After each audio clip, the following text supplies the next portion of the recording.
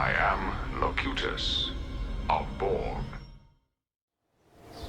Hi guys, I'm Locutus and welcome back to the Collective. Been a bit of a long absence, but I am trying to get back to doing some regular content again, and we're trying a few new things out on this channel, but as you can see, we are playing some Kerbal Space Program, and Lynn is joining me here to do some commentary on this video. Awesome. Hello. So yeah, one of the things we're trying out here is, this is the first time I'm doing separate audio recording from the main video track, and I'm trying to put things together. Anyway, we just jumped over to the vehicle assembly building. What we're actually doing today, this is a bit late. I had planned originally to do this before the event, but we're doing it after the fact, only about a week late. And as you will see shortly, from the pre-made spacecraft I'm selecting, which, well, I made the spacecraft, but I built it in advance, because no one wants to watch the assembly. Well, maybe you do, but you're not going to this time anyway. Saturn V rocket, because this is our recreation, or my recreation rather, of the Apollo 11 mission, because just a week gone from now was the 50th anniversary of the Apollo 11 moon landing. Woohoo! Which is a big deal for me, because I'm a huge space nerd, as most of you probably know. We did have a space party, yeah. So anyway, I have recreated the Saturn V rocket using the closest parts I could. You can see here I've even gone as far as putting a command service module in here and putting internal fuel tanks inside it, and using the closest engine analogues I could down there. And I've recreated the lunar lander, or the LEM, using I've got the expansion for KSP installed here. So if you don't know, Kerbal Space Program actually now has two expansions, but the first big expansion they did was Making History, which added a whole bunch of sort of analog parts that were basically recreations of real life space program parts, including that little module there for the lunar link, and I put cowling around it as well, so it'll all be deployable there. You'll also see there's struts in there. I tested this a few times, and before I put the strutting in, the shrouding there is not strong enough to hold the ship together. It wobbles all over the place and shakes itself into pieces there. Yeah. So there's the second stage there. Also put shrouding in there, because the regular Separatrons don't quite work because they only go around a single engine, so you want to go around the whole bunch of engines like that, you have to put shrouding in yourself. And there's the second stage there. Now I had originally planned to take some of the fuel out just to be on the, but I think I changed my mind and put the fuel back in. Yeah, you did, just to be on the safe side. Because, you know, it's not like I need to save the weight. In all honesty, the Saturn V, built the way I've built it here, is hugely over-engineered and massive amounts of overkill for getting to the moon in Kerbal Space Program. But, I mean, it looks cool. Definitely, and you spent ages on it. And I spent ages making this thing. As I say, there is a few on Steam Workshop. You can download other people's versions of the Saturn V. I've seen other people recreate their versions, but in all honesty, I'm quite pleased with the one I've made here. And because what's the fun in that, making someone else's? It looks an awful lot like the real one. I've used the closest engine analogues I could find. The engines are actually slightly wrong, because as I say, I saw on a Scott Manley video the other day. If you haven't seen Scott Manley, by the way, look him up on YouTube. He has been doing this far longer than I have, and is far better than me, and does an awful lot of Kerbal. I mean, I got into Kerbal Space Program because I saw it on his channel originally. I'd never heard of Kerbal Space Program. I saw it and I thought, this looks amazing. This is a space nerd's wet dream of a video game, and I need to play this for myself. So I immediately ran out and bought it on Steam. And that was in KSP's very early days, when it was still an early alpha. A lot of stuff wasn't fully developed. There was no like thermal effects or aerodynamic effects. You just built rockets, and there was no career mode or anything like that. It was literally, here's some parts. So how long have you been playing? I've been playing KSP for about, oh blimey, I think I started in 2010, so it's maybe not 9 years now I've played this game on and off for. Long time then. Anyway, we're jumping ahead now to the launch stage here. And I think you can see there's going to be a little bit of tinkering here. I'm throttling up there, because you need to make sure engines are full throttled. We did have a few attempts of this one. Yeah, I did this a little bit wrong. Yeah, so as I said, what I've done here today, a little different from some of my previous videos, this isn't live audio. I'm recording this audio commentary track on the playback over here myself. What I've done is I recorded quite a lot of it for this, and I've then gone back and edited the video to try and make it a little bit more streamlined, a little bit more watchable, a little more professional, So I've cut out all the various points where things went horribly wrong. There were a few. So yeah, you can see anyway, fired the engines there, turned on SAS, the rocket is throttling up towards orbit. It looks good. It's flying quite nicely. Definitely.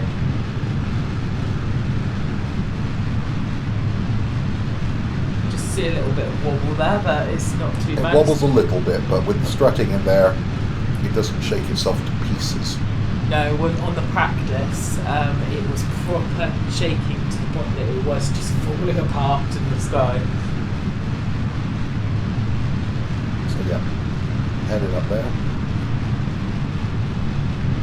And we're gradually tilting ourselves over towards the 90-degree mark. So yeah, if you are completely new to Kerbal Space Program, it is basically just a complete rocketry, orbital mechanics, physics toy, really, simulator of spaceflight.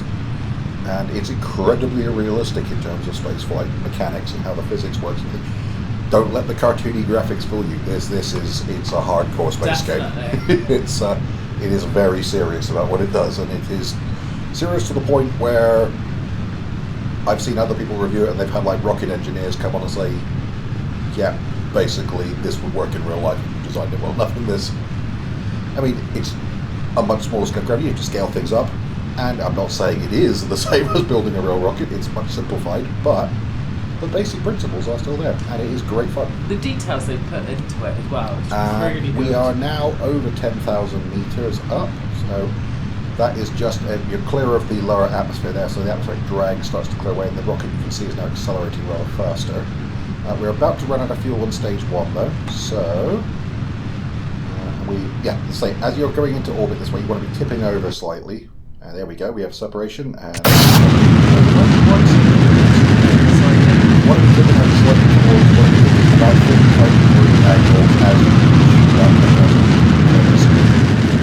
Otherwise, you're wasting thrust straight up. You want to be gradually accelerating along sideways and curving the orbit round. So you're accelerating the orbit path on the straight way.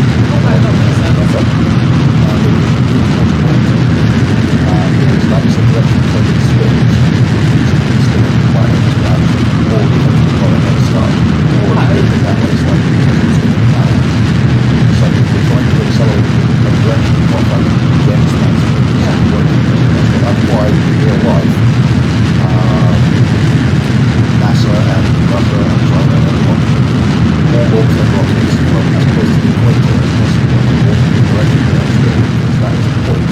The Earth is perfectly round. The Earth is slightly ovoid, so the Earth is slightly wider at the equator. At the equator, the actual speed is slightly faster. That's the fastest point. But up the ground at the equator is faster than the ground at the opposite. So if you launch from the equator, you get the fastest. You are already moving part of the speed you need to get into orbit. So the closer to the equator you fast, the less actual fuel you need. And that's why real rockets launch from the equator. And as I said, Kerbal Space Program's physics are spot on. So we are now just accelerating apoapsis to try and get ourselves into an orbital rocket. There goes the second stage now. So we're now on the primary stage, which is in the real Saturn V, it will be the S4B booster. And there we go, just this launch escape system, which I built a little cowling into as well, as you can see. It's a very clever game. And we decouple that separator there, which I forgot to put a Sepratron on, but that's the way that goes. Stuck the docking ring. And you can see technically we're in an orbit because our periapsis is above the ground. But it's only just above the ground. It's well inside the atmosphere, and you will fall back to Earth. The atmosphere in Kerbal Space Program is just over 70,000 meters up. The real atmosphere on Earth, I think, is a bit higher. It's something like 200. No, it's not quite that high. I don't remember off the top of my head what the atmospheric depth of the Earth's atmosphere is. But I know Kerbal Space Program is a bit more generous. Things are a bit smaller scale. There is a mod you can install for KSP that will basically put all the distances and the gravity levels and everything to basically Earth real size everything. and it makes the game a hell of a lot harder. But imagine, but really clever that you it's can clever, do that. you can do that. Yeah. You may have noticed as well, if you are new to KSP and looking at Kerbal there, thinking that looks rather pretty with all the clouds and everything. My Kerbal Space Program doesn't look like that. This is probably old news to most of you who play this game, but there are a number of mods out there which add effectively extra visual and texture effects and things like that. I can't remember what this one's called. I think it's something like KES, Kerbal Enhancement System, something. Go on the mods page on the Kerbal website and just look up like visual enhancements and you will find a number of them. They're quite easy to install if you have a read through the FAQs of that. I'm not going to do this as a mod FAQ, but anyway, I'm just going to time accelerate ahead here. And there we are. Because that burn was quite long, but that was just me circularizing the orbit. Yeah. But it took about 3 or 4 minutes because the engine on this stage is very efficient but not very powerful in terms of... It did take a little while. So I just cut that ahead there. And now we are going into a... just planning our maneuver there to get our encounter with the moon. Just tinkering, getting it out to there. Highly recommend again if you're new to the game. Best thing you can do is just play with the maneuver node options for add maneuvers and just tinker ahead and you can plan everything out and it makes it much easier. I think I actually put an extra one on there by mistake, but I just cleared that off there. So the other thing you can do is if you click on the path there now, you can click warp here and it will time accelerate you as fast as possible around to that point and then stop. I, for years, was just using the manual time acceleration controls and it's very easy to overshoot your mark and things like that with those. I can imagine I don't know how recent... I know this option wasn't in the game originally, but it has been now. So anyway, there we go with Return SAS on. And we're using the autopilot just to point ourselves at the maneuver node for the direction. Now you can see the burn time there is set at just over 3 minutes. Now with maneuver burns in this, you want to start accelerating about half of the time of the length of the burn before the point of the time node, and stop then. So you're doing half the burn before and half the burn after. So the actual time the maneuver node is set for is listed there. You see I'm now throttling up at 1 minute 30 seconds beforehand. Yep. That way your overall acceleration is spread right across the middle of that burn node there. Because you can't do all the acceleration in one go, it takes time for that much velocity change. You can just see the moon coming in there over there as well. You can indeed. Now I think we're just going to skip ahead in a moment here because there's quite a lot of, again this is a fairly slow burn here, we're just a little nose around the spaceship here. As you said, the graphics. Yeah, you can right so click on that detailed. and you can go enable cutaway just to see what the inside of the ship's like. Let's turn that back on there. You can see inside there, the cutaway fades out there. You can see there's my lunar excursion module still inside there. And I'm just going to go for a little play around. Yeah, but let's cut ahead here now because again this burn takes ages. So, and here we are, just about ready for shutdown. Or Synco, I think is the proper term for Synco. I think it's for engine synchronicity or something like that. I can't remember the exact reasoning. Anyway, we are now set. And we were just in for a drift off towards the moon now. Now it's going to take a while here, but before we do that, we are going to reconfigure. So we've blown the cowling off there. And then we just right click on there and choose undock, and that will, or decouple node rather. I love the lunar module, it's so well done. Mm-hmm. And we can turn on our SAS, our reaction control system here, and use a little puff of forward thrust there. Now I've actually turned it off now. I'm going to set the target as the docking node itself, which you just do by double clicking on the part. And then you can use the point at target function in the stability control settings, which will point you directly at it, and it will keep the ship pointed directly at the node. This is a good way to make docking much easier. He does make this look very easy, but he did have a couple of attempts on this one. No, not this one. This one was straightforward. Was that the time before? Yeah, no, it's the later one that it goes horribly wrong. Yeah. Yeah. I did remember you having a couple of times on one of them. The reason I turned off RCS when I'm turning around there is if you use RCS to spin the ship around, depending on how your thrusters are aligned, you can sometimes push yourself off the centre line, and it just makes it a lot harder for you. So anyway, there we go. Now, the real Apollo missions would have separated from the S4B booster now, and they just do the coast on their own with air. However, as you can see, because I've overdone this quite so much, there is a hell of a lot of fuel left in that S4B booster, so I thought, you know what, why not make things a little easier for myself? I'm just reshuffling some of the settings and the staging around here a bit there so I don't accidentally fire the wrong engines first. And we're going to coast towards the moon, still attached to the S4B booster, and we're going to use the S4B booster to put ourselves into lunar orbit, because it's got tons of fuel left, and I see no reason not to use it. No, absolutely. In all honesty, I think if NASA had had the option of doing so, they would have quite frankly done so. It's just that, as I said, with real Earth's gravity being... Well, actually the gravity is the same in the game, I believe. The gravitational constant is actually identical, but real Earth is bigger. The atmosphere is larger, it takes a bit longer to get away from, and you just need more fuel, and generally speaking, you don't have the fuel left over, so there was no reason to bring... Anyway, let's cut away now, and we will fade forward to lunar orbit.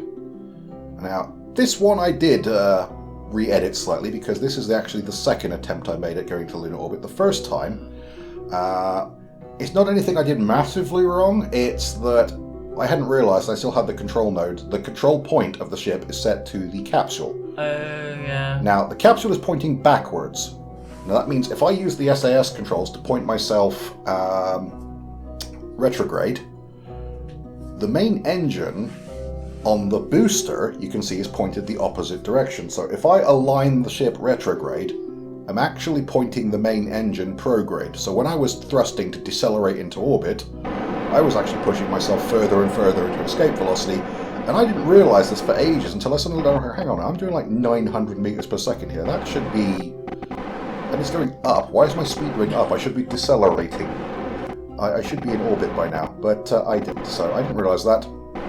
So I reloaded, and we're back to the same point again anyway. And this time we're doing it right. So you see, I'm actually aligning the ship prograde, but that's actually pointing the engine retrograde. So when I fire the engine, I'll be slowing down, which will drop us into an orbital path. Now, I'm using SAS for the turning here, because if I don't use SAS for the turning, the reaction wheel is only in the module there, in the actual command capsule, and those docking nodes that are holding the whole thing together are not very strong, and it starts wobbling itself to pieces, basically. So, using the SAS, it'll automatically cancel the wobble out with the thrusters on the command module and the MEM. I've got to say, I like how much detail they've actually put into the moon as well. Oh, everything in this game is stunningly detailed. Yeah, definitely. And yeah, we just cut ahead a bit there to... because that again took a while for that burn to go through, but now we are dropping back into the orbit, and I'm going to keep thrusting down here.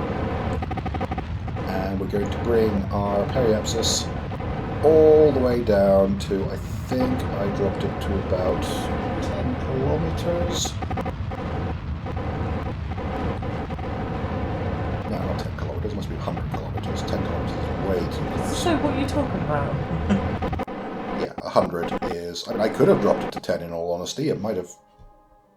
I suppose if I dropped it to 10, the problem is then I'm going back up into rendezvous at an altitude of 10, and that's quite fast orbital speed and quite hard to do. Yeah. You don't have a lot of wiggle room when you're doing your rendezvous on the way back up. Now, again, if you're just playing KSP for the first time, if you fancy having a go yourself, I highly recommend it if you're into space. Don't try and do this.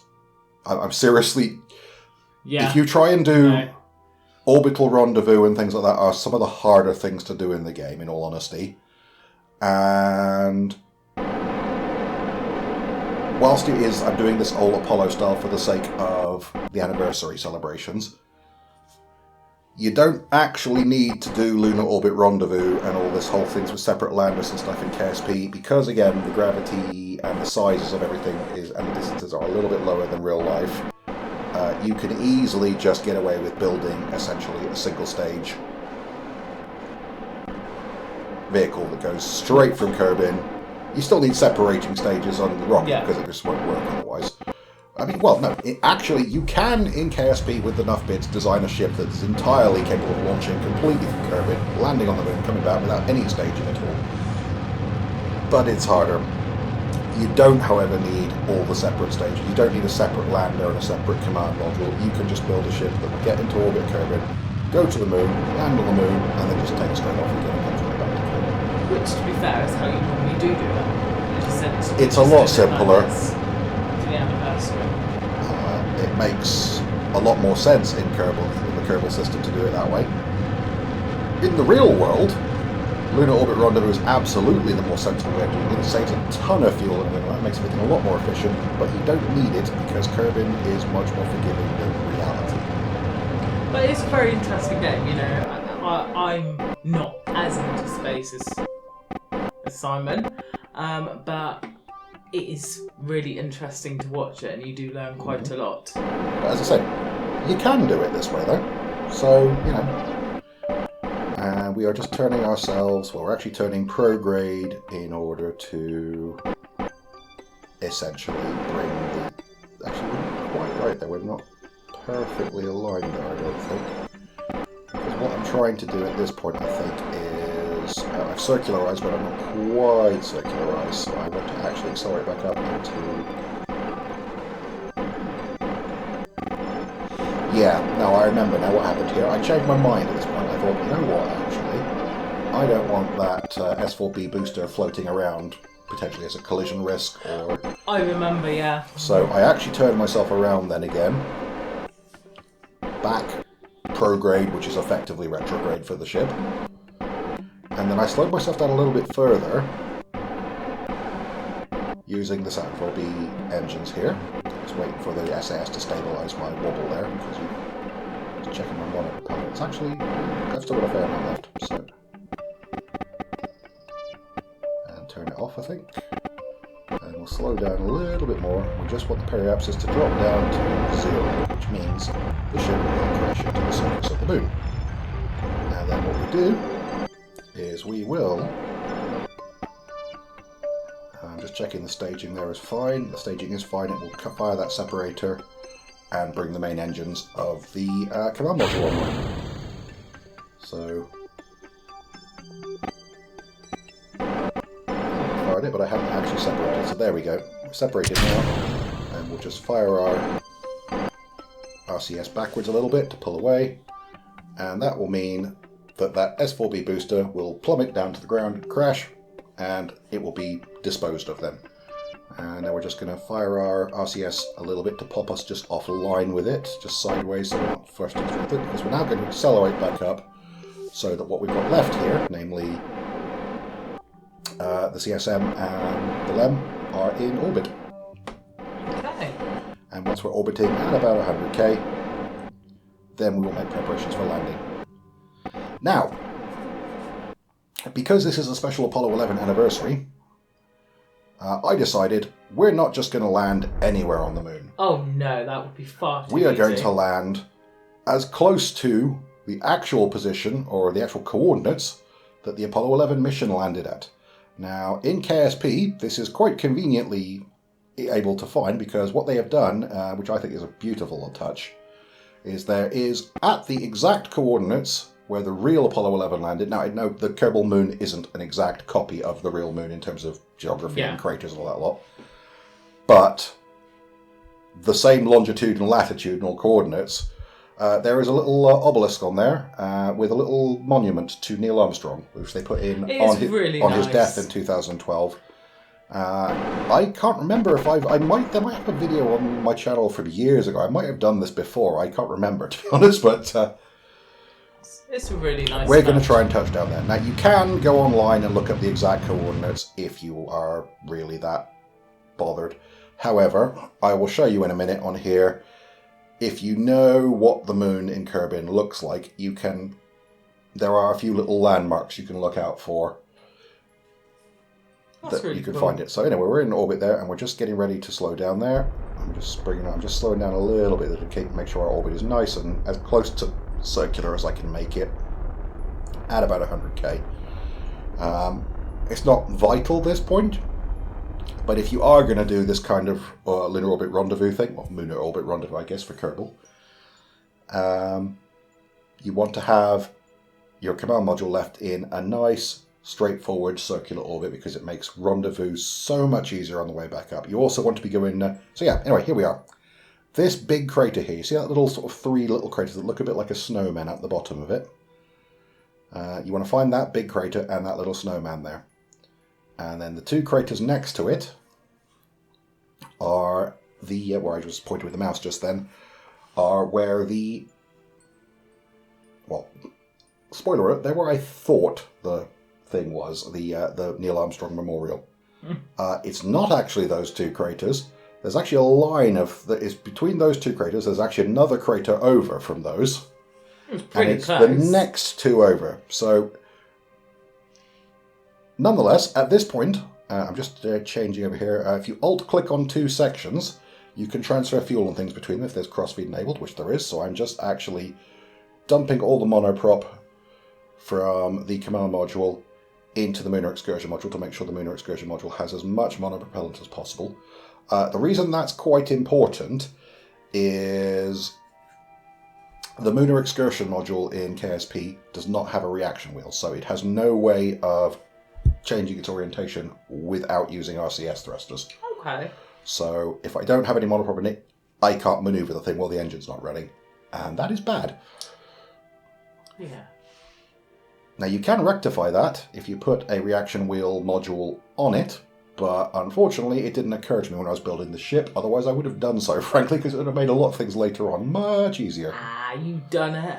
Anyway, we are now turning ourselves prograde, so the Lunar Excursion module is pointed retrograde, and we've transferred the crew over, as you can see a minute ago. So we've got Jebediah and Bill in the Lunar Excursion module, and we're just going to drop a quick save here, because whenever you're doing landing and things like that, it can go drastically wrong. As it has done on a few occasions. And it didn't happen. Fortunately, Not this one. I didn't actually... Oh, I nearly did there, though, because I forgot to turn off SAS when I separated, which meant as soon as I separated, the command module immediately spun around to point retrograde and nearly trashed me. But fortunately it missed. So It didn't. We'll pretend that didn't happen. and we just switched over there using the brackets keys, and unfortunately that's highlighted the S4P booster, and it's just drifted out of range. We just switch back. So I'm just going to have to go into the map screen and manually switch back over to the lander. But no, not to worry, that's easily done. That booster will crash in at some point, and just be out. That's the other reason I put it on drop down, because I don't want it to be in orbit as a thing that I can switch to by accident. And we'll deploy the landing gear now. Again, historically accurate. The real lander put the gear out as soon as it was in space for the whole descent. Because, you know, you're in a vacuum. You don't need to worry about aerodynamics, so no reason not to extend the struts.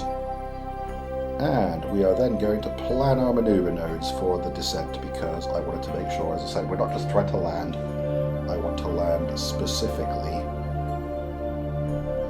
Certain spot. Start to try. I accidentally dragged that there, so we're going to delete that and try again. So I want to start my descent a bit sooner. Which, yeah. And we want to angle up a bit using a burn there, and then back down there. Now what I actually want, I'm dragging this out here, because you see I don't want to land, I don't want the node to be coming down directly, because I want to be decelerating as I get closer to the landing point. So I actually want the initial descent path to overshoot where I want to land initially there, because as I slow down, my horizontal velocity will decrease and will gradually get steeper and steeper as we get closer to the ground. As we're decelerating, I'm actually going to put a second maneuver node in here just to try and bullseye it a little more. And again, I still want this to be overshooting, because obviously when we're actually at the point of touchdown, we want to be going straight vertical, not sideways at all. So just going to sit there. So I'm trying to nobble this right sort of in the middle of that little snowman formation of craters there. Every Every time you say snowman, I'm just getting frozen in my head. Don't you dare. I will delete you. I will edit you out of this video. No! And yeah. Now, as you can see, the actual burn times for this are pretty quick. So like 5-second burn time. So it's not because the engine we got on the descent stage is particularly powerful, but this is the advantage of doing the separate stage to land like this, is that the landing vehicle you're using is actually really light, so it doesn't need an awful lot of thrust to do any kind of changes.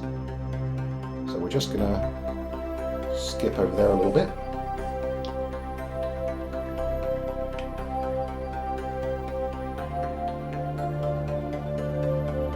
And then we're going to turn on SAS and RCS.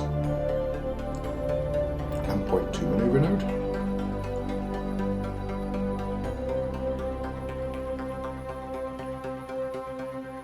And then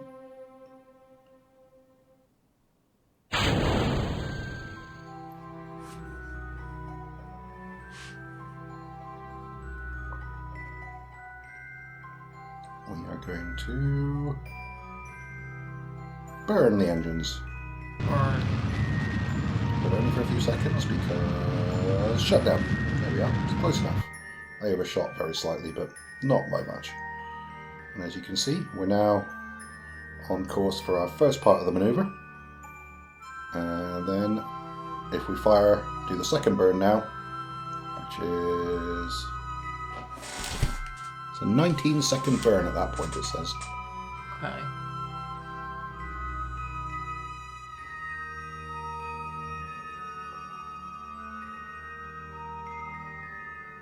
So we're just going to warp ahead a little bit here.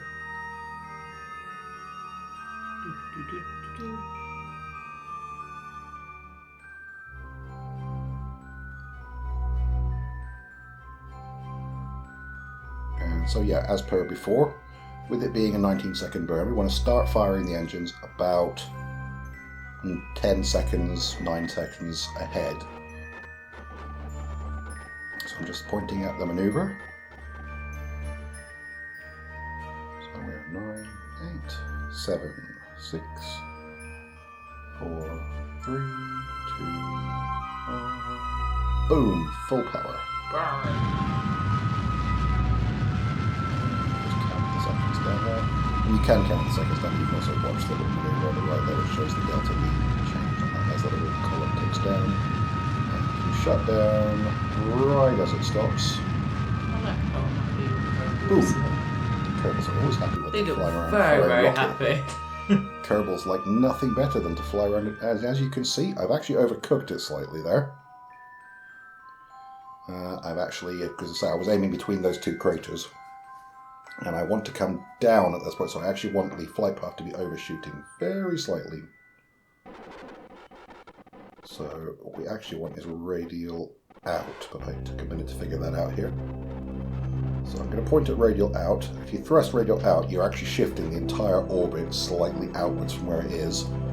So that will shift the entire orbit a little bit up there. And I just want to bring my landing point a little bit out, extend my landing point a little bit there. It really does look like That'll about do it. It really does. So yeah, look you like can a see I'm snowman. flying straight over between those two craters. And that is where I'm aiming for, because that is where I thought the Armstrong Memorial was. To be fair, you land exactly where you were aiming for. If the Armstrong Memorial had been where I thought it was, it would have been bloody perfect. But it wasn't. So I had to go for, well, you'll see in a minute, we have to go for a little bit of a walk-on foot once we landed. But, I mean, I guess I could have reloaded the saving on that, but I was close enough that I thought, you know what, Yeah. I'll just walk over there. And it's quite nice seeing you walk over there as well. It's very interesting. I found it anyway. Jeb likes going for a little walk He sometimes. does. He looks very happy when he does it. Let the Kerbal have some happiness. So yeah, we are coming down now. A little trick for moon landings I found eyeball in Kerbal Space Program is if you look at your orbital velocity and your altitude, you generally want your orbital velocity to stay roughly at about 10% of your altitude. So that is to say, If I'm at about 20,000 meters, I should be doing about 200 meters per second. It's a rough guide, but it generally means if you keep within those sort of parameters, you will have enough engine power to slow yourself down. You won't find yourself too low with not enough time to slow the vehicle down. You won't burn too much fuel, bring yourself to stop way too early. It's not exact, as you can see. I'm not doing it exactly. I'm letting myself drift a bit closer to the ground. But let's say I've played this game a bit more, so I know how much I can get away with a little bit. You can afford to drop a bit lower and thrust a bit later. A perfect descent, you fire your engines full power at the exact point that you will be slowing down and you will hit 0 at the point of touchdown. That's called a suicide burn. And if you do it right, you should hit 0 at the exact point, and you start thrusting as low as possible, as late as possible, and you hit 0 miles an hour exactly at the point of touchdown. It's the most fuel efficient way to land. It's also very hard to do without mods that calculate it for you and tell you when to start thrusting. You can get mods that do that. You can do it by eyeballing it, but you've got to be a hell of a lot better at KSP than I am, and I generally just go roughly with the 10% rule. Yeah. Slow myself gradually as you descend. It lands nice. I'm actually still. lower than I realised at this point, because I just realised at the top there, I'm actually looking at sea level at the moment, which is to say ground level without factoring in terrain. If you click up the top where that little sort of water symbol is next to the altitude, it'll switch to actual ground surface level directly below you. But that's okay. There we are, I just realised now. So you see I'm actually only about 2,000 metres now, because we're not at effective sea level. There are mountains and things and crater rims and stuff, but we're still slowing down quite nicely. Yeah. We've still got a reasonable amount of fuel left for landing. We wouldn't have enough fuel left if we wanted to fly back up with the amount of fuel you can see we've got left there, but there is a separate fuel tank on the top part of the moon module, which is the ascent stage, because I have built this exactly like the original real-life Apollo 11 Eagle module, which is to say the whole ship doesn't go back up. The top part is the separate ascent stage with a separate little engine, and that's what launches itself back to orbit. So we're coming down nicely now.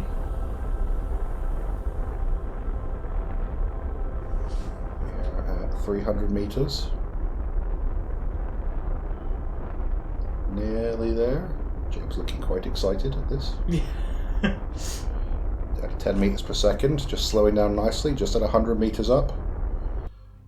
We could probably get away with, in all honesty, just dropping at this point. The landing legs on these things are actually quite sturdy and they can take a reasonable hit. But I'm going to play it safe and keep us nice and slow.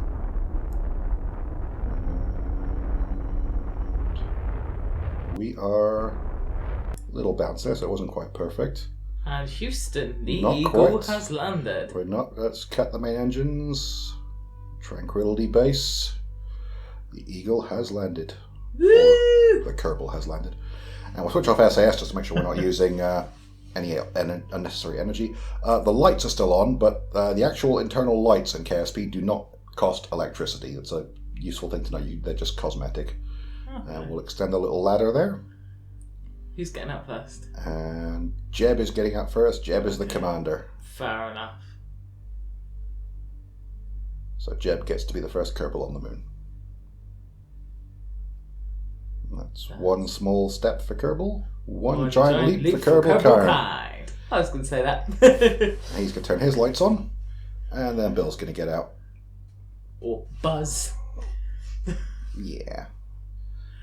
It's a shame you can't change the name of the Kerbals. I don't know if you can rename the Kerbals. I don't think you can. It'd be really cool if you could. I mean, it's kind of become a tradition with the game at this point. That's just what they're called, and Yeah.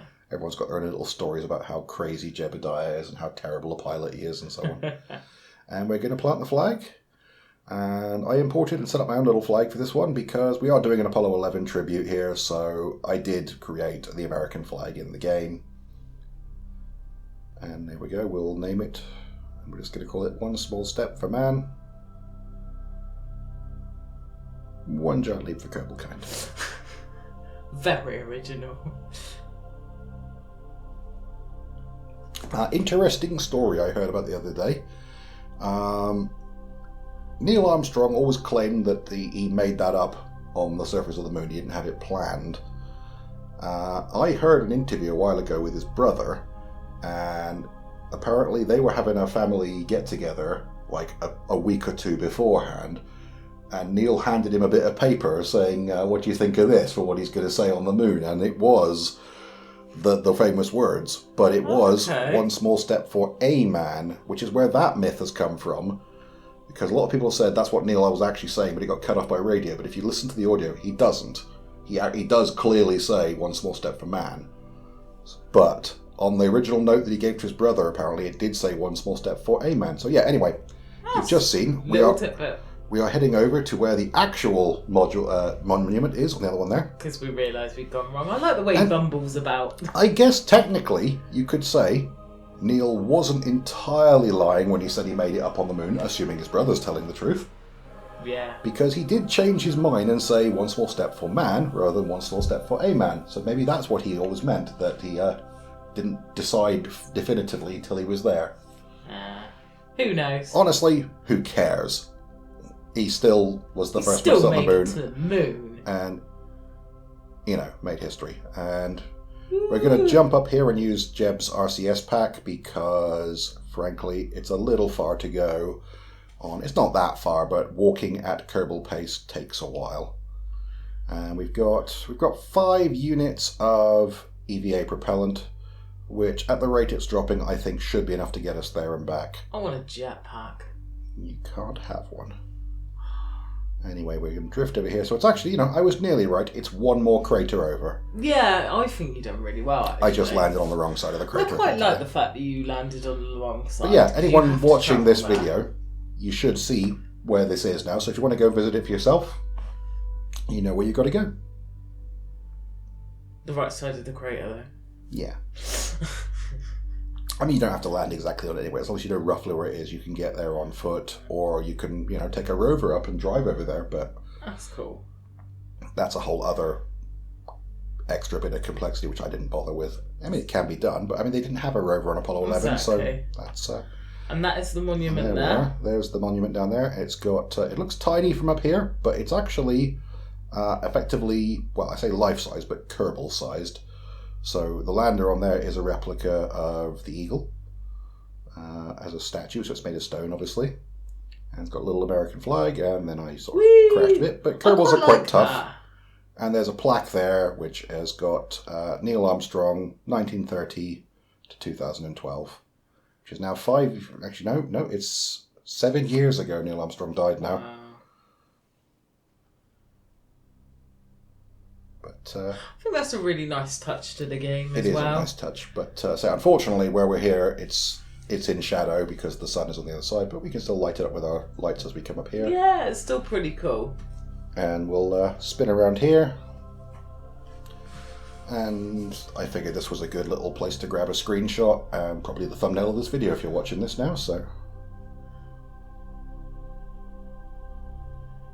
And a little bit of faffery here as I just... I think we cut away for a minute here because I was trying to figure out how the hell you turn the UI off. As I couldn't remember. It's the F2 key for the record. Yeah. But I couldn't remember, that's why I had to go look it up. And we cut the way back because obviously you don't want to see the way back, really. The way back is basically exactly the same way. We just flew back with a jetpack, but it takes a while. Yeah. So that's been edited out. That's like a really nice freeze frame, though. Definitely. It is obviously really well thought out as well. So there we go. Interface off. Just line ourselves up and get our screen grab for Steam. And then let's go back. There's the lights on again. Put it. We'll try another one.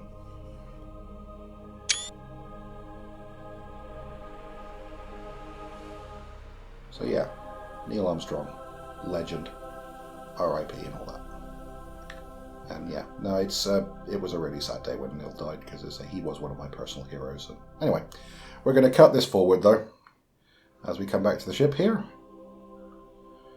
And I just about ran out of EVA fuel, so fortunately I did have the lander on the ship, otherwise Jeb would Well, they'd probably still be able to get in because you can jump on the moon quite high, but the ladder makes it a lot easier.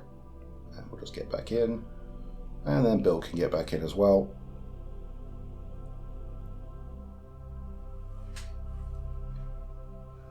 Can you customise their spacesuits and stuff like that as well? I thought you used to be able to, but I couldn't figure out how to do it, so I may have forgotten, or it may be something they've changed. Otherwise, I would have made their spacesuits look just plain white and a lot more like the... So yeah, if anyone does know how to do that, do tell me, but... Anyway, we're going to cut ahead a little bit here now anyway, because we're just waiting for the command module to be overhead for orbital rendezvous. We are good to go, I think. So yeah, it's just slightly ahead of me, which I figured makes... I don't know, not quite. I cocked it up, so we'll just spin it round again. Spin, spin, spin.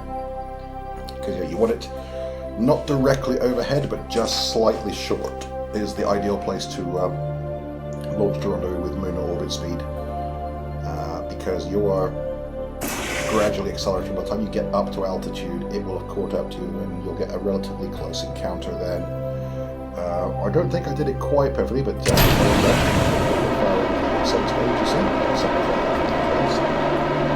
where else can you land then? Where else you can go? You can't go anywhere in the Kerbal system. There is... Kerbal actually has two moons. There's a second moon, Minimus. A bit further out, it's smaller.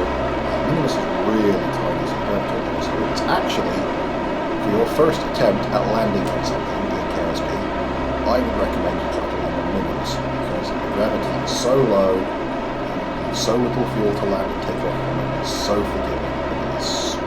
You don't even need landing.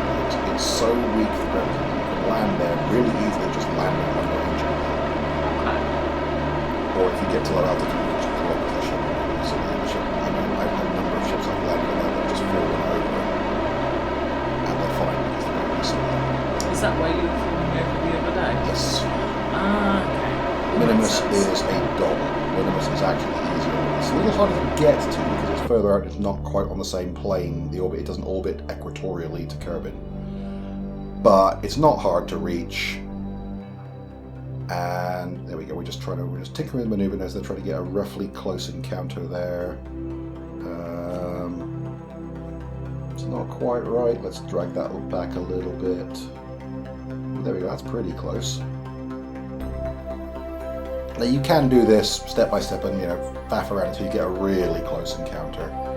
But the process for orbital rendezvous is pretty straightforward. You get the encounter as close as you can, and then you basically get over there, kill your relative velocity, thrust a bit closer, kill your relative velocity. You rinse and repeat that until you get really, really close, and then you can just line up and dock. That sounds simpler than it is. I'm just adjusting the inclination there, so I'm on the same inclination as the... There we go, we're going to be within a couple of kilometers of it. Nope, not quite. Just want to get pretty close. If you can get your encounter within, a few kilometers, you can do the rest from there. No, I don't think we're going to get that much closer, I think. Not without excessive amounts of jiggery-buggery. Anyway, we're going to line up with the maneuver there, and then hit the engines at the appropriate point. So is there a certain sort of speed you need to be going at this, or...? Not really, you just want to try and get yourself into a close orbit to the thing you're trying to rendezvous with. And you want to be going actually slightly shorter orbit, because they say the way you catch up or get away from anything in orbital flight, you don't thrust towards it, you lower your orbit, so your orbit is actually going faster.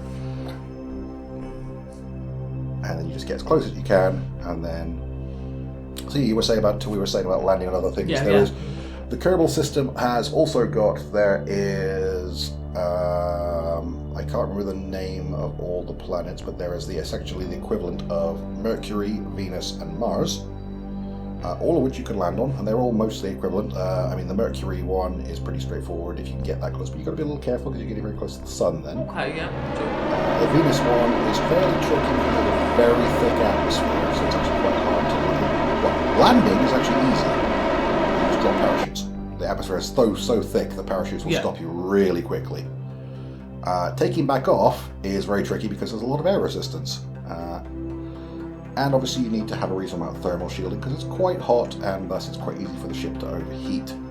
Okay. There is also the Mars equivalent, which is a pretty popular destination. I've never actually done any of the other planets in KSP myself because I've always just loved doing Apollo missions and moon missions. Maybe that's something we could do then. But sometime I'm going to try Mars, one of things like that. So can you see, like, obviously we've got Kerbals, can you get aliens or anything like that? Or is there any other life in this game? The Kerbals are the aliens. You can try and do scanning for, like, resources and things like that, but it's their own little system. And no other life forms? Not that I know of. Okay. And there's Jewel, which is their equivalent of Jupiter, which has a couple of moons.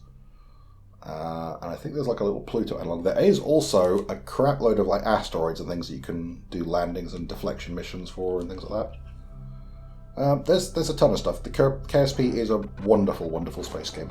Anyway, here we are. We are in pretty close here. So we're actually pointing ourselves. We set the target and then set the target from the orbital options and point retrograde. We're actually thrusting retrograde relative to the target. So we are basically killing our relative velocity. Zero, or as close to zero as we can, and then we're pointing directly at the target and going to thrust towards it. Now that will mean we are now closing directly towards the target, so our orbital path will now be getting closer and closer encounter. And if we look ahead on here, you can see that encounter point, the minimum separation there is now going to be less than 2 kilometers rather than the 20 or so we're at the moment. Okay. And we continue to thrust as we're on there. And that's dropping lower and lower. I want to get it down to about 1 kilometer. And you can see the two orbits are going to cross that close to each other, but then they're going to drift apart again. Yeah. But once we get in nice and close, we do the same procedure again. We point relative to the target, get the relative speed to 0. When you're that close and your relative speed is 0, then you're basically on pretty much the same orbital path as it. So you just redock. And then you just keep adjusting until you get closer and closer. I know you took a while doing this. Yeah, this one took a little while. There was a couple of botches in this where I had to reload because when you're docking, as I said, the easiest way to do it is if both craft are piloted, you get each one to target the other one's docking port and set it to point at the other target all the time, and then they'll keep themselves lined up as you close. The problem is the first time I tried to do this, I did that. That only works if both of the ships have reaction wheels and can turn themselves just under their own sort of momentum effectively. If one of them uses RCS, they will try and turn, but every time they fire the RCS, it also forces them to drift sideways a little bit and things like that because the RCS isn't perfectly aligned. I mean, if it is all perfectly aligned, it'll work, but it isn't on these. Okay. So every time it was trying to point itself, it was also drifting itself sideways, so it was then changed. They weren't at 0 velocity to each other anymore. Yeah. And then, even though it's not a massive difference in speed, at the range you're talking about for docking, it's huge. Anyway, we'll cut ahead here. Till they're nice and close to each other, and you can see we've killed our velocity relative, and we're now pretty much at 0 speed to each other. Yeah. In matching orbit. So we'll stay this close to each other all the time, and then we can just point together and get ourselves nice and close. Now what we're going to do here is we're going to align the module up with the command module. But because the command module has better RCS systems we're actually going to do the actual docking from the other side. So we've set this one so it's pointed towards me. So the docking node is docking hatch is pointing up and it's lined up correctly. And then we're going to switch over to the other ship and just point ourselves at it and just gradually bring ourselves in. I mean, we'll just cut ahead a bit here now. Just to give you an idea, the original video was over 2 hours, so that's how long it did take to do little bits. Yeah, we've cut a lot out. As I say, yeah. Most of the stuff we've cut out is actually just long burns and things like that. There was also, as I said, a couple of mishaps on the docking and a couple of mishaps on the original lunar circularization, and that you needed a fair bit of stuff cutting out. Not because the actual error took that long, but it's because I don't quick save that often when I'm playing this game. So I had to go back a fair way and redo a fair bit of stuff. But, you know, we got there. It's something you kind of forget to do because you get so into the game. It's something you forget to do is save on this one. That's another thing. If you are new to KSP, the F5 key is quick save, and it is your friend. More than that, Alt F5 is the most important thing, because Alt F5 lets you make a custom quick save, which means you don't override the previous one. Yeah. So you can then make multiple revert points. So if you screw things up, you can go back without having to restart the whole mission again. Anyway, there we go. We're going to point ourselves directly at the target.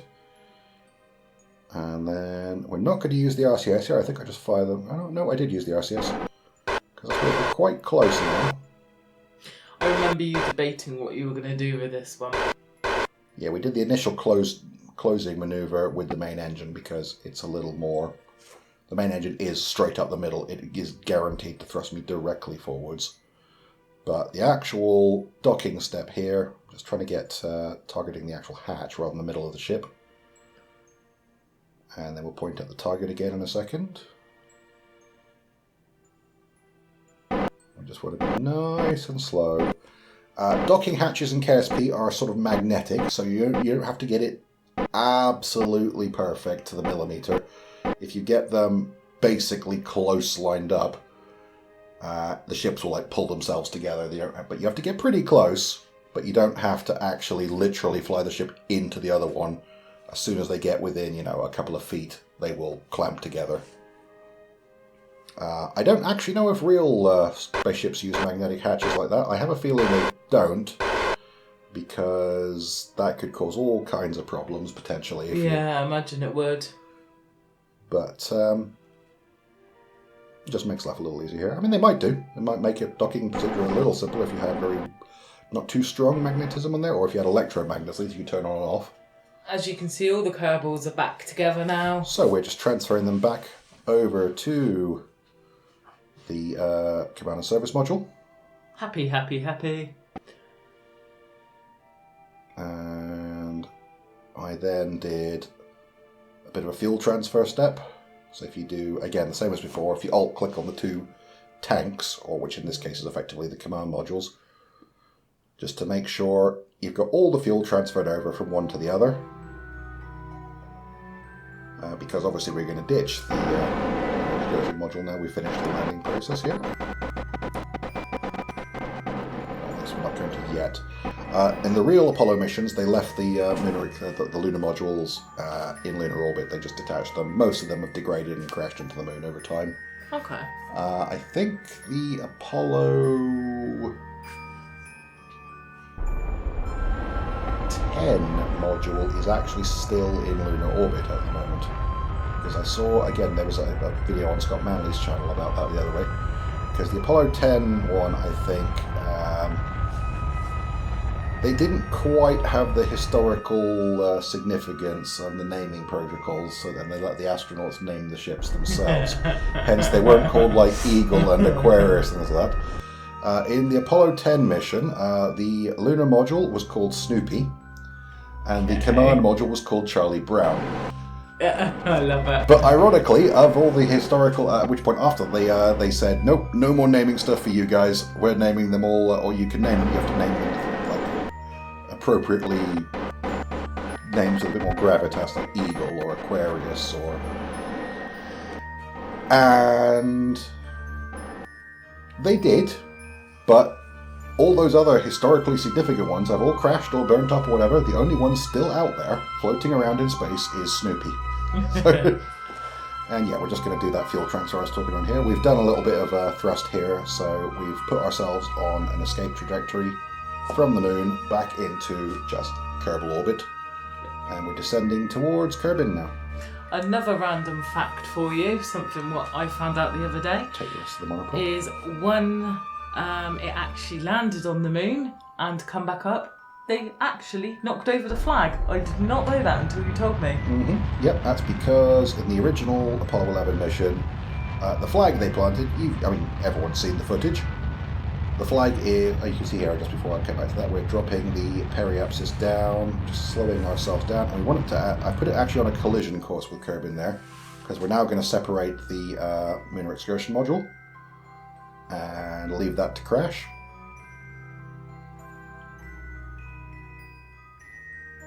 Again, I'm just playing this on a sandbox save rather than my main career save, so it doesn't really matter as much. But when you're playing the game normally, you generally want to try and make sure you don't leave too much junk up in space. It's not so much an issue like it is in real life that potentially in the long run you end up with, actual collision hazards and things like that.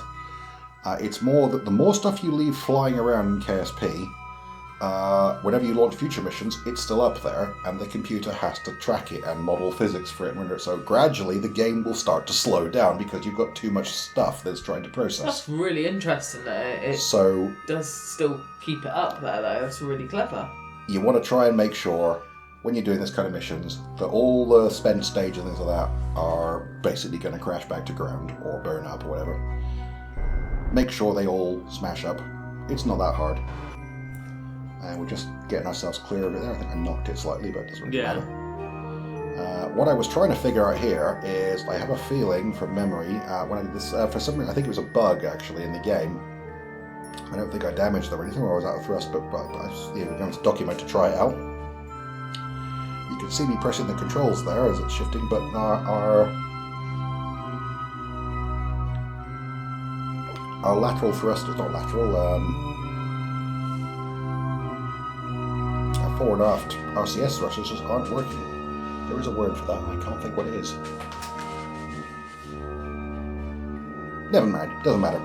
I don't actually need them in this case, but I was just curious why it wasn't working. Anyway, we're going to point ourselves prograde. We're just getting the burning the engines, get ourselves back up again. So we're now, our orbital path will be just into the atmosphere.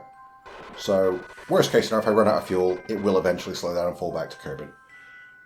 However, at that altitude, it's going to take a very long time and an awful lot of orbits, so we are going to slow down further when we get closer back in. But that's a little way off, so I'm going to drift ourselves forwards, and we are going to cut ahead a little bit to just about where we're ready to do our re-entry burn now. Woohoo! So here we are. You can see the lunar module there on its other trajectory is just going to crash in there. And we are just coming in there above the ocean there, and I'm trying to make it so that I land. I mean, just landing back in at this point is really easy, just slow down to the point where you hit the ground. But as you can see there, I'm coming back a little early. I'm trying to make it so I hit land on both the light side of the planet, and it's still in daylight, and the ocean, because that way you can see what's going on, and the real Apollo 11, of course, splashed down in the Pacific Ocean. So we want to do this right. We did have a couple of attempts on this. Yeah, I mean, I did this a couple of times. The first time I landed successfully, but on the ground, and just into the night side. So I've pulled it back.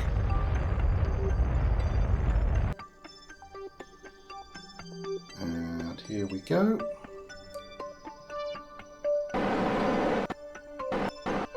We're pointing ourselves anti-normal there to separate the extra stages. Again, it doesn't really matter in KSP that you do this, but in reality, when they did those stage separations, they pointed the capsule anti-normal so that the separating pieces went off on basically at 90 degrees, the ship, so they weren't in the path of it on its descent. They're off to the side, so there's no chance of collision. Did you say you got a new mod to make the Earth more cloudy? Yeah, I said that earlier. I did all that. Yeah, okay. That's why it looks all Kerbal. Yeah, it looks really good. Kerbal. That's why, Sorry, it adds clouds. It adds a whole bunch of little tweaks. And there are other stuff you can get. You can add even more detail to make the clouds even nicer and make the water look more realistic and all sorts of things like that. The more you add in, to be honest, the more chance of things just faffing up. I don't really like tinkering too much with mods in KSP. I also don't like using all the extra mods that add extra data and more calculations. I just think the game is fun enough as it is. I'd rather just get on and play it. It's a really well thought out game, and you can get things like Kerbal Engineer and MechJeb and things like that add little calculations to help you do different burns things. They do make the game, allow you to fly by instruments a little more effectively and plan missions out a little more detailedly. But honestly, I don't really see the need for it. The game is fairly forgiving. Like I said, it uses real physics, but the values are a bit more you know, they've set the gravity and the size of the planets and the distances a little more forgiving than real ones because there's less margin for error. That you can get away with a lot of stuff you can in KSP. And of course, the big thing you can get away with in KSP that you can't get away with in real life is in KSP there is no limit to the amount of life support your ships have and things like that. So you can just, you know, drift around as long as you want indefinitely. Take as long as you need to do stuff. The Kerbals aren't going to run out of food or supplies. There are mods that add all that in and mean that all of a sudden, you know, you can't go 40,000, you can't do 60 orbits around the moon while you're just trying to rendezvous because your guys are going to starve to death. But anyway, we're coming down now. Can you, so is this only available on PC or is it? No, you can get Kerbal Space Program on, you can definitely get it on Xbox. I'm pretty sure it's on Xbox Game Pass at the moment. Okay, well that's quite interesting. You can also get it on, I think you can get it on PlayStation. I would recommend the PC version myself because it's a fairly complicated game and it works a lot better with a keyboard for the number of controls you need. And also there's a lot more mod support on the PC for things as well. But you know, you can get it on the consoles as well. That's always good to know. And we just popped our parachutes there. Parachutes in KSB, they deploy as a drogue chute effectively, as you can see. You can put separate drogue chutes on just to slow down. But it's coming in now nicely. I popped 3 parachutes. You don't need 3 parachutes for a ship this size. You could probably get away with putting a single chute on top or even a couple of parachutes on. But the real Apollo lander had 3, so I put 3 on it. Of course you did. It needed to be accurate. And we'll turn the lights off there, just because the real one didn't have the lights running when it landed, I don't believe. And we will turn SAS off now, so it'll just hang under the gravity. And when you get down to about 1,000 meters, the parachutes fully deploy, as you can see. And just dropping the heat shield there. Again, you don't need to, but it makes the splashdown a bit gentler because the ship is lighter. And what's that? That's another booster from before. And we're just drifting down now. So we're basically done. So I hope you guys have enjoyed that little run through of Apollo 11 there. I've enjoyed it a lot. It was a lot of fun building it. I've done similar Apollo style missions before in KSP. But this is the first one I've done using all the parts from the Making History expansion. So you can make a really accurate Saturn V, a really accurate, you know, module and command and service module and accurate lander.